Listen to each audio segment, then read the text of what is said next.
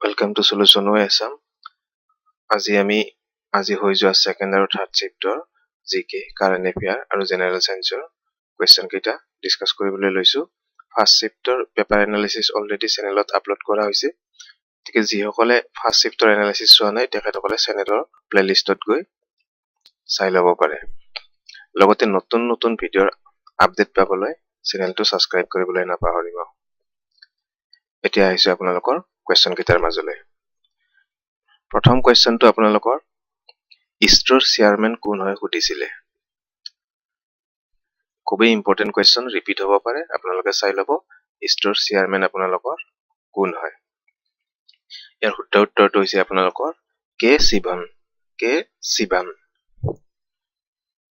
Next 2 number কোৱেশ্চনটোলৈ গৈছো। 2 number কোৱেশ্চনটো আপোনালোকৰ এৱাৰ্ডৰ ওপৰত সুধিছে। নেশ্যনেল এমিনেন্স এৱাৰ্ড কোনটো ফিল্ডত দিয়া হয়? আৰু ইয়াৰ শুদ্ধ উত্তৰটো হৈছে আপোনালোকৰ সায়েন্স এণ্ড টেকনলজি। মনত ৰাখিব, national eminence award science and টেকনলজিৰ কাৰণে দিয়া হয়। 3 নম্বৰ কুৱেশ্চনটোলৈ গৈছো। 3 নম্বৰ কুৱেশ্চনটোত আপোনালোকৰ who was the actor in toilet এক প্ৰেম কথা মুভি? টয়লেট এক প্ৰেম কথা মুভিখনৰ মুখ্য চৰিত্ৰত কোনে অভিনয় কৰিছিলে সেইটো সুধিছে। ইজি কোৱেশ্চন হয় আৰু ইয়াৰ শুদ্ধ উত্তৰটো হয় আপোনালোকৰ অক্ষয় কুমাৰ। মনত ৰাখিব।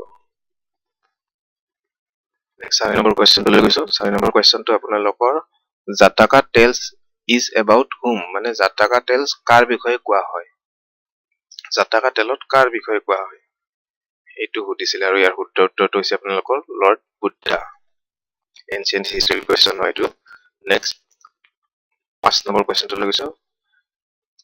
Winner of Hridaynath Mangeshkar award 2017 আপোনালোকৰ হৃদয়নাথ মংগেশকাৰ এৱাৰ্ড কোনে জিকিছিলে?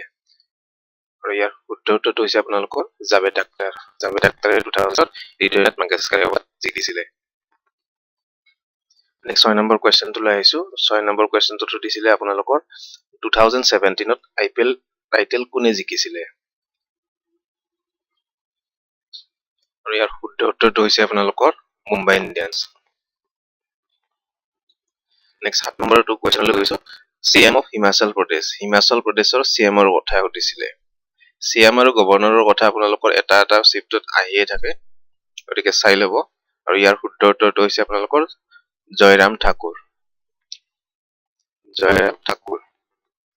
নেক্সট 8 নম্বৰ কুৱেশ্চনটো কি আহিছিলে আপোনালোকৰ গান্ধী আৰু আইৰিন পেক্টৰ মাজত আহিছিলে। গান্ধী আৰু আইৰিনৰ মাজত চুক্তিখন কেতিয়া হৈছিলে সেইটো সুধিছিলে। আৰু ইয়াৰ শুদ্ধ উত্তৰটো হৈছে আপোনালোকৰ 1931 গান্ধী আইৰিন পেক্টখন হৈছিলে। নেক্সট 9 নম্বৰ কুৱেশ্চনটো আপোনালোকৰ চিফ মিনিষ্টাৰৰ কথা সুধিছে। CM অফ অৰুণাচল প্ৰদেশ, অৰুণাচলৰ মুখ্যমন্ত্ৰী কোন হয় সুধিছিলে। আৰু ইয়াৰ শুদ্ধ উত্তৰটো হৈছে আপোনালোকৰ পেমা খাণ্ডু। মনত ৰাখিব। নেক্সট 10 নম্বৰ কুৱেশ্চনটোলৈ গৈছো। 10 নম্বৰ কুৱেশ্চনটো দিছিলে আপোনালোকক এটা এলিমেন্ট দিছিলে আৰু এই এলিমেন্টটোত অপচন কেইটাত কোনটোত নিউট্ৰন নাই মানে এই সুধিছিলে। মনত ৰাখিব হাইড্ৰজেনৰ কোনো নিউট্ৰন নাথাকে। নেক্সট 11 নম্বৰ কুৱেশ্চনটোলৈ গৈছো। 11 নম্বৰ কুৱেশ্চনটোত আপোনাৰ এটা থাৰ্ড চেপ্টাৰ কুৱেশ্চন হয় চাগে।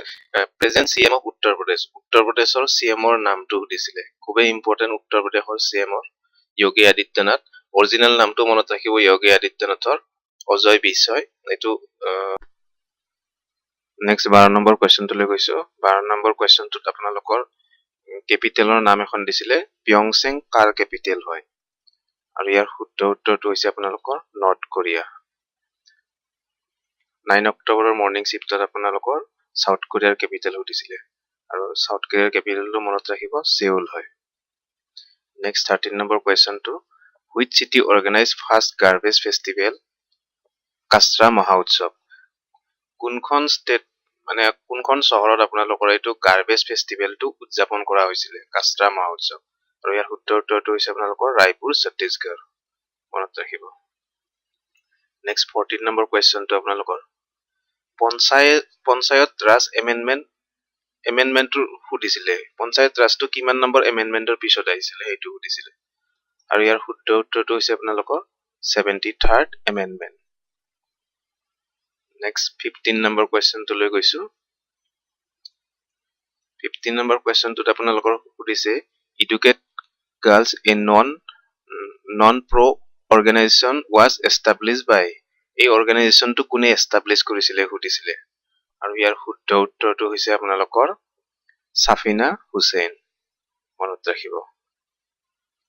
16 নম্বৰ কুৱেশ্যনটোলৈ গৈছো। 16 নম্বৰ কুৱেশ্যনটোত আপোনালোকৰ ছিকিমৰ ব্ৰেণ্ড এম্বাচেডৰ কোন হয় সুধিছিলে। মনত ৰাখিব, ছিকিমৰ ব্ৰেণ্ড এম্বাচেডৰ আপোনালোকৰ আমাৰ এ.আৰ. ৰহমান হয়। এ.আৰ. ৰহমান। নেক্সট 17 নম্বৰ কুৱেশ্যনটোলৈ গৈছো।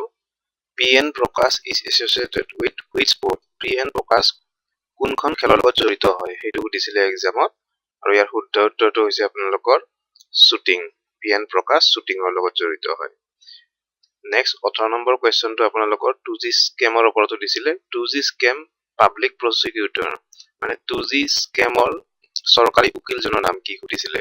আৰু ইয়াৰ শুদ্ধ উত্তৰটো হৈছে আপোনালোকৰ তুষাৰ মেহতা।